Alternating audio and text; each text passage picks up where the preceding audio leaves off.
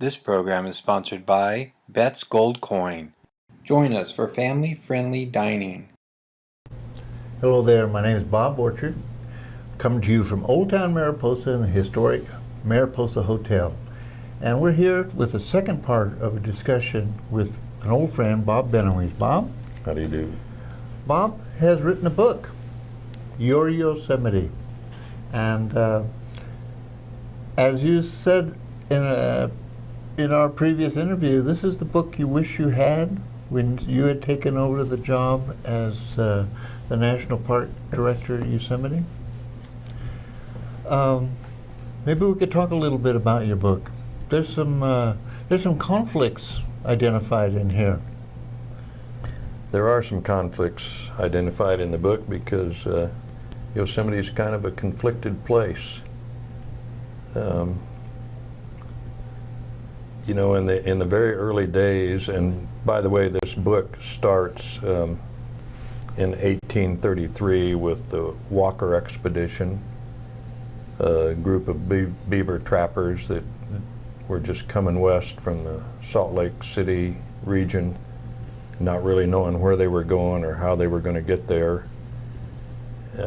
and may have stumbled into the Yosemite area.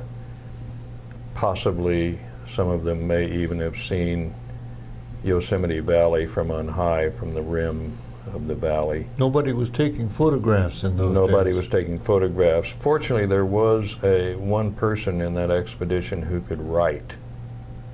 His name was Zenas Leonard. Mm-hmm. And he left some hints that suggest that the Walker expedition in fact did go through Yosemite.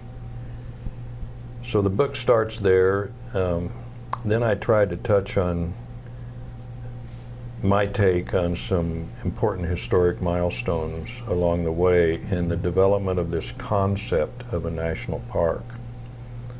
And the reason that's important at Yosemite is because Yosemite was sort of the first major experiment in national park land conservation. The Yosemite grant approved by Abraham Lincoln in 1864, just when he was dealing with the Civil War. The park progressed on from there to the modern era, and this sort of built-in conflict has come along with Yosemite in all those years and all those decades. And the built-in conflict, I think I could describe it in a nutshell as land conservation on one side of the ledger and a very robust economic engine on the other side of the ledger. Mm-hmm. The environmental part of Yosemite and the business part of Yosemite. And there is a built-in conflict there, and the superintendent stands right in the middle. The touchstone. You know,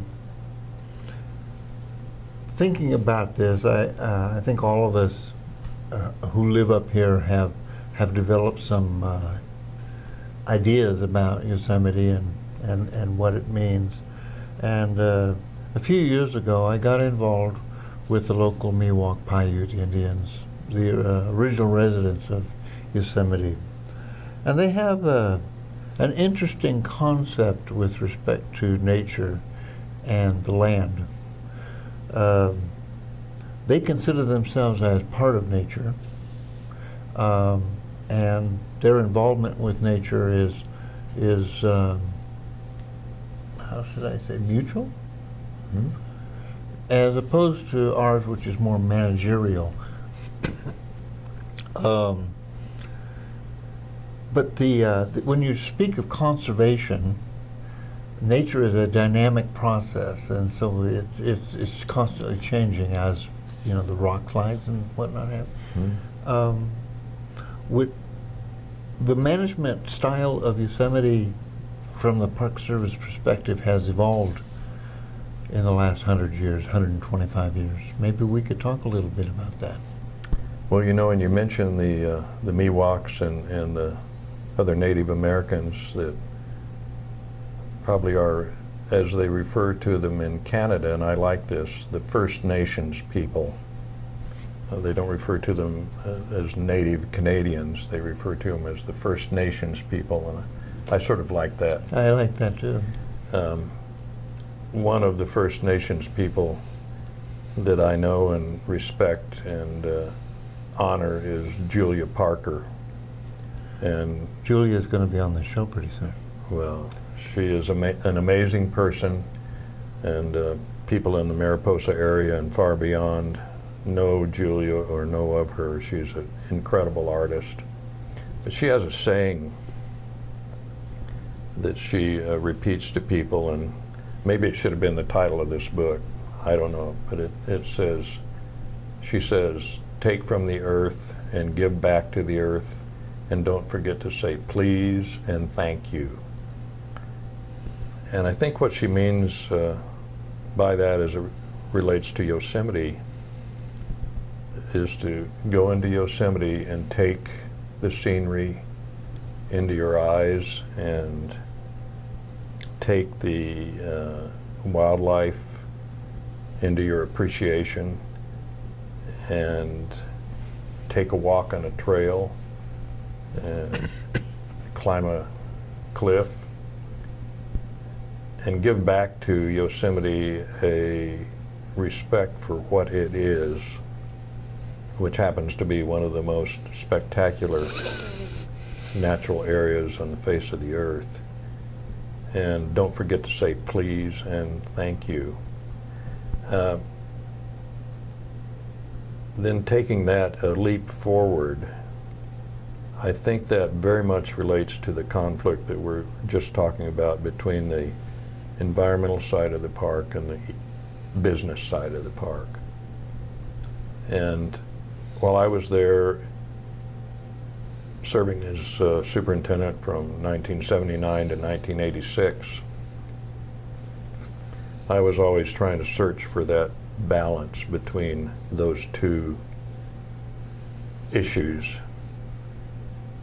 One thing that was always in the back of my mind in those days was that the economic engine of Yosemite should serve the outside community much more than it did at that time. Mm-hmm. At that time, when I first arrived, Oakhurst was just a gas station and a couple of little buildings at an intersection. And Mariposa was doing okay, but you know, it wasn't setting the world on fire. It hadn't discovered tourism until Prop 13 was passed. That's right. And the monopoly, the business monopoly, was inside the boundaries of Yosemite National Park. Yes. A fellow by the name of Ed Hardy. Ed Hardy was president of the Yosemite Park and Curry Company, and he was my counterpart, and his office was about 100 yards away from mine, and we would sort of try to meet halfway, and sometimes we did, and sometimes we tripped over each other. Yes. It was a pretty dynamic relationship. You know, those relationships were personal, and I think that's something that it's hard for maybe people outside to understand. But the dynamics between the individuals, county supervisors. The supervisor from that district was Carol Clark in those days, and Beverly Barrick, I think, came in after that. But the personal relationships between you and Ed Hardy and Carol, and the kind of drove the agendas, and it was how things got done. A lot of good things happened between Mariposa County and the Park Service, and those were very dynamic years. They were, and I personally thought it was very important for me to get out of the park and come down to Mariposa, get acquainted with people in the community and also in the other gateway communities. Mm-hmm. And then in terms of my relationship with Ed Hardy, I think both of us probably understood that to the degree that we could, we needed to keep things at a really positive level, try to work together and problem solve. So he had his agenda, which was to make a maximum profit for the Music Corporation of America. I had my agenda, which was to try to maximize environmental protection for the park. I contend that my agenda was more important than his. And I also contend that, and I think it's happening now, that if the business footprint within the park can be controlled, contained at a certain level, that the economic benefit of the park will flow much more to the gateway communities and beyond. And I think we've seen that, you and I, over, say, this 20 or 30 years, particularly with what's happened in Oakhurst. You know, once in a while I talk to people about the good old days, and it's hard for them to understand that there were more visitors in Yosemite back in the 80s when I was working here than there are now in the 2010s. The visitation to the park has actually declined over the 40 or so years I've been here. But the economic impacts have grown hugely. And I think maybe that part of the role is the value, educational value that maybe the concessionaire and the Park Service bring to the public. Yep. Yep. I think so. I think so. That dynamic, while there's tension there, there is a linkage. There is a linkage, and I think in both instances, both on the environmental side and on the business side, the underpinning, the foundation should be, and I think is now, a continuing improvement in the scientific understanding of a place like Yosemite as an ecosystem.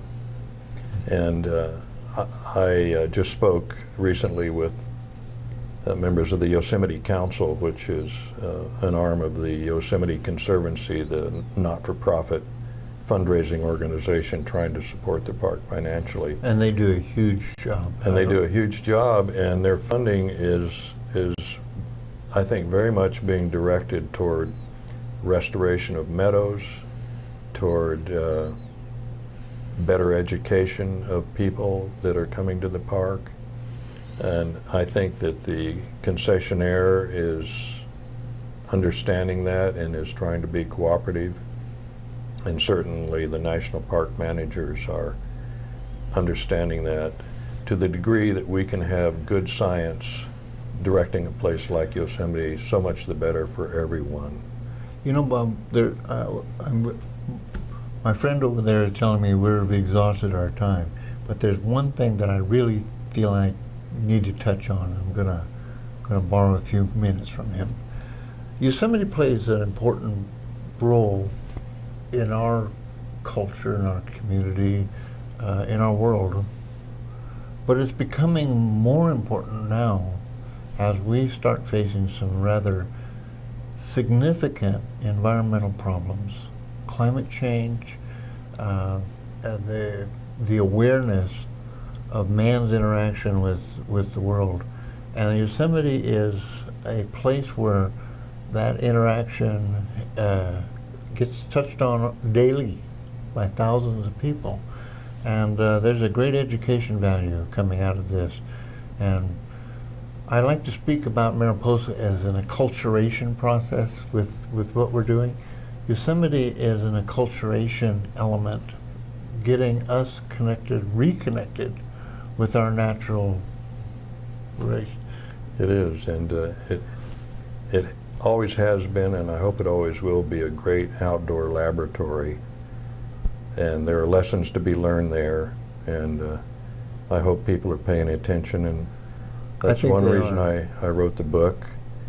And if we have just one more minute, I guess I have to put in my personal advertisement. When we came to Helpertel in 1979, we brought a couple of children with us.